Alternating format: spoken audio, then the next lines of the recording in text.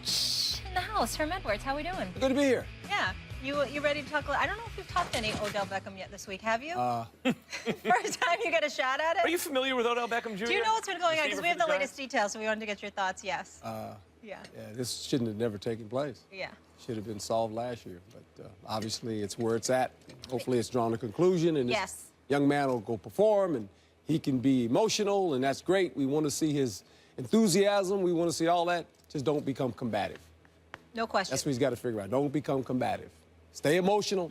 Don't make it combative. Speaking of that, Coach, Sunday Night Football, he gets the Green Bay Packers. Who do you think wins that one? I like Green Bay in Green Bay. I like Aaron Rodgers. I like the fact that Nelson and Rodgers hooked up last week. As we know, this Giant defense does a nice job of preventing you from running the football. Harrison and those guys, Olivier Vernon. But don't get to the quarterback a whole lot. Only 4 sacks. And they don't take the ball away. That's not a good thing against an Aaron Rodgers football team. And they give up high percentages on 3rd down. That's not good when you face Aaron Rodgers. So I think Green Bay up there is very difficult to beat them. Aaron Rodgers is the type of quarterback that he can make the unannounced play. That puts a lot of pressure on the back end of your secondary. Their secondary is average at best. I'm talking about the Giants. And so I think they win this game. I like the Giants actually here in an upset on the road. And it's not just I'm a Giants fan. I picked Minnesota to beat them, obviously, at Minnesota last week. I think the Giants are in a more desperate situation now, 2-2. I think that they are highly motivated, and Odell is highly motivated. Eli doesn't have a problem playing at Lambeau. I mean, he beat Brett Favre in the NFC Championship game. He beat Aaron Rodgers at Lambeau last time they made the Super Bowl run. So he can play at Lambeau. Aaron Rodgers, to me, is the best player in football, period. It doesn't always look that way if he's going up against a Mike Zimmer defense or if his line isn't right, but I think he's still the best player in football. But the Giants right now, also in terms of the secondary, Coach, real quick, the safeties aren't any good, but I like their corners a lot, and they're getting Eli Apple back, it looks like, the Giants. And Sam Shields on the other side, it looks like might not be playing. Eli Apple. Good luck. Right, okay, but he's the 3rd corner in a pretty good tandem. Meantime, Sam Shields isn't playing, if he's not playing, and right now he hasn't been practicing, I believe. Odell is due. You know, like, not to reduce it to this, but when you talk about they don't take the ball away, they're not going to end the season with no takeaways. You know, if the season ends today, they have no takeaways. They're not going to end the season that way. They are due to come away with a plus turnover differential by taking the ball away once or twice. Odell Beckham is due to see the end zone a couple of times in this game. I think it adds up to a highly motivated Giants offense stealing one from the Packers at Lambeau. You know, Christmas comes once a year, too. So you have to wait for it, right? So they're going to do, when they're going to do it. They played 4 games already. This week they're going to do it. Hurry up. Let's go. You're in line. Yes, sir. Coach, the only part where I would respectfully disagree with you is that you don't always have to wait for Christmas.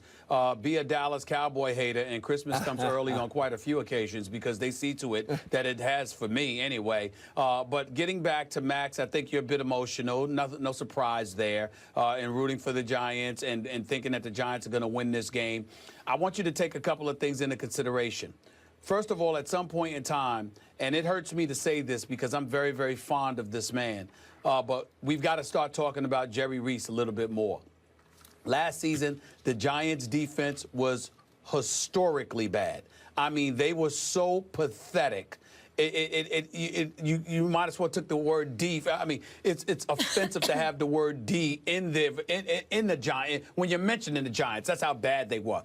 Well, you go out and you spend $113 million in guaranteed money with Olivier Vernon, with Damon Harrison, with Jason Pierre-Paul, with Janoris Jenkins, and what do you have for it? I mean, they only put 2 quarterback hits on Sam Bradford. That's it. 2 quarterback hits on Sam Bradford on Monday night when they played up against Minnesota. Okay? Kirk Cousins has thrown an interception in every single game this year except for when he played against the Giants. Except for when he played against the Giants. They have how many takeaways on this year? NFL worst, 1 takeaway, 1 turnover, all right? They've got a grand total of 4 sacks. Von Miller damn near has that many by himself. And so when you look at it from that perspective, you're not getting pressure on a quarterback, you're not forcing turnovers, and you're going to beat Aaron Rodgers at Lambeau Field. I cannot see it. Eli Apple, he's got promise. And by the way, his mama Apple, doing work for the network. I think she's done a good job whenever I've seen her work. I'm very, very impressed. Fan. But I got, yes. I'm very impressed with her. But I got to tell you, I'm just looking at Eli Apple. He's got a lot of promise. But when you look at the Giants overall as a defense, I mean, right now, there's no D in New York City, Coach. The Jets stink. Their secondary is suspect. Their linebackers can't defend against anybody.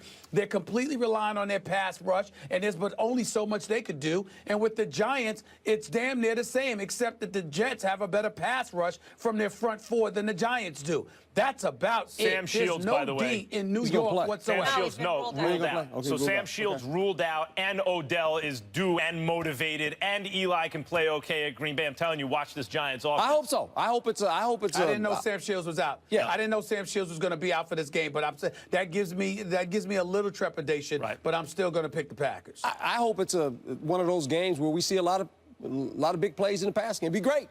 It's great for television, great for football. Incidentally, Jerry Reese as a GM, who, you know, took over a pretty good situation and then won the Super Bowl, and I was very high on. I was doing a show in New York radio, so were you, Stephen A, at the time. Back-to-back, we had radio shows, and there was a lot of praise of, you know, the great Jerry Reese. But his recent drafts have not been good, obviously Odell Beckham Jr. notwithstanding.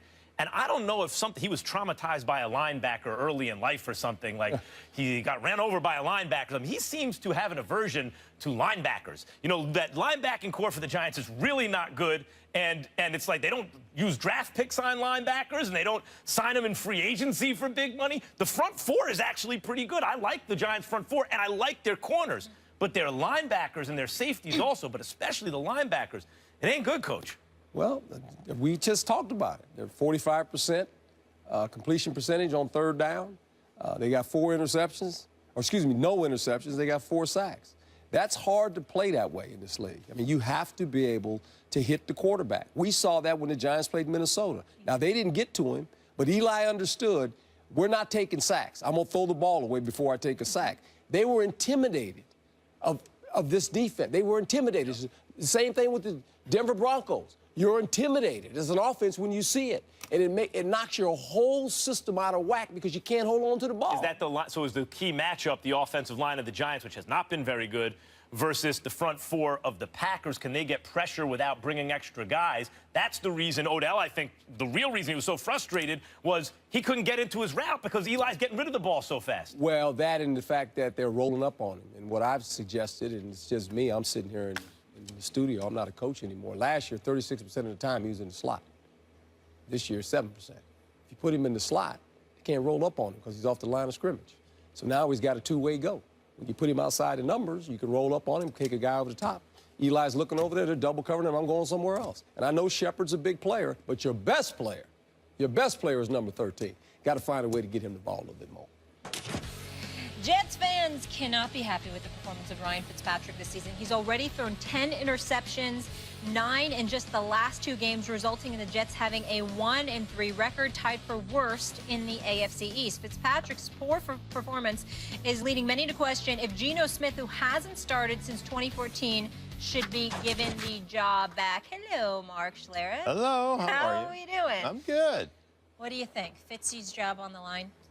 Well, I think your job is always on the line when you don't play well. I mean, obviously, I would look at the Jets as an organization and go, if Geno Smith can't get into a game after Fitzpatrick has thrown 9 picks in the last 2, how much do you hate Geno Smith? I mean, why is he on your roster? If you can't put him in, if you can't say, hey, Fitzpatrick, listen, man, it's not going your way today. You've thrown 5 picks. You know what? Why don't you come over here, sit on the sideline a little bit? Let's let Geno go ahead and finish this game up. If you can't even make that move at that point, then why is he on your roster? And, oh, by the way, Bryce Petty is hurt. You draft Christian Hackenberg. Have you not developed a quarterback that you feel consistent about or that you feel good enough about to put in a game when your starter is really struggling? I'm not just saying bench him. I'm saying pull him and say, man, listen, man, tough day. It didn't go your way today.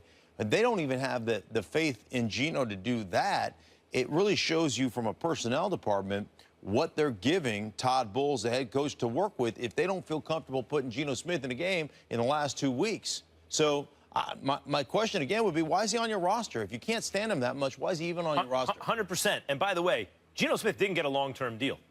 First, he didn't get the money he wanted, then he didn't get the years he wanted, and there's a reason for that. It's because he hasn't been a very good quarterback throughout his career. He's a competent NFL quarterback, a very good backup, and as a starter, you're probably looking for someone a little bit better. If, he doesn't look like a long-term, never been a long-term answer to anyone's franchise. He's turnover-prone, obviously. 9 interceptions in like a half a second. Yeah, the other guy should be starting. And the thing is, since you don't have long-term plans for Fitzpatrick, since if you lose this week, you're probably not going to make the playoffs, and since at least Geno Smith has shown flashes at times, why wouldn't you start him? It doesn't make any sense. I think absolutely Fitzpatrick's job should be on the line this weekend. It makes perfect sense why you wouldn't start Geno Smith. Geno Smith is 11-18 as a starter in New York. His QBRs in the 2 seasons that he played was 38 and 44. Enough said. New York doesn't believe in him. New Yorkers don't want him. Plus, you went out and you drafted Bryce Petty. You drafted this guy Hackenberg out of Penn State. And so the fact of the matter is you've got 3 quarterbacks on your roster where none of them may work for you. I like McCagnon a lot. I'm really fond of him. But these are the kind of questions that have to be answered. Whether it's him, it's Bowles, or both. Something's wrong with that picture when you are looking at a Ryan Fitzpatrick. You got 3 other quarterbacks, and you ain't thinking about playing any of them. Now, in Ryan Fitzpatrick's defense, I will say this. You got the 6 interceptions against Kansas City. Deplorable performance, no doubt about that. But those 3 interceptions he threw last week, I thought were a relative misnomer. One of those interceptions went right through the hands of his receiver. The other one was a desperation heave near the end of the game. So to me, those 2 don't really count. What we really come down to is that Ryan Fitzpatrick had a very, very bad game against Kansas City. I don't think we should be looking at him as his job security at all unless he comes out and stinks up the joint with another 4, 5, 6 interception performance. If barring something like that, I don't see that you have a better option in a Jets uniform at this particular moment in time. Right, that's why his job's on the line. If he plays poorly, then he should be yanked. Well, he should be, but if you don't... Go ahead. I'm sorry. No, if you have no faith in the guys that you have on your roster, why are they on the roster? Here's the other thing, man, that doesn't get enough attention in this day and age of the National Football League, and this is a big issue. And this is where some franchises set themselves apart, and other franchises continue to struggle along the way. It's not just drafting guys. The most important part is developing guys, and it's really hard to do nowadays because you don't get to practice anymore. You don't get the time. You don't get that. So you better have guys on your staff that know how to develop a player and get that player up to speed quickly without that practice time. And, the franchises that are doing it right now, the Denver Broncos have done a great job. New England is always exceptional at this. They draft, but more importantly, they develop. You can't develop a quarterback that you feel comfortable with in 2 weeks when your quarterback has thrown 9 interceptions. You got issues. And by the way, how do you develop a guy if he never gets out on the field? If he's why is he on your roster? That's the first part, right? Right. And secondly, he doesn't get any more experience if he's never on the field. Let's not pretend Geno Smith didn't also have some pretty good games in the NFL. He has. Right. And Ryan Fitzpatrick, Stephen A., has been good throughout his entire career for a grand total of 2 seasons. Not great, good for 2 years out of his whole career. I would ask both of you this, and maybe what are the good games you're talking about with Geno Smith? You want me to tell you the dates off the top of my head? Geno Smith, the last time he actually started for the Jets, threw like 3 touchdowns. Off the top of my head, I've seen him had good moments. It's rare in the day that I saw us on a Monday morning talking about, hey, Geno really looked good. He's had good moments, but a good game? Yes. Schlereth, you know better than me. You recall him having a good game? Well, listen, I'm sure that he's probably had a decent game. I would never put him in the upper echelon of anything. Here's the one thing that would bother me, and it's bothered me, and you two would know better than I, because you probably heard more than I. But when your quarterback, who at the time was your starting quarterback, gets jacked in the jaw in the locker room in training camp, and I didn't hear one dude on that roster say, like, hey, man, that's a problem. Like, when I didn't hear one guy come to his defense, that says to me, you got a guy in your locker room that people don't respect. And those guys, you can't give an opportunity to start. If nobody respects the guy,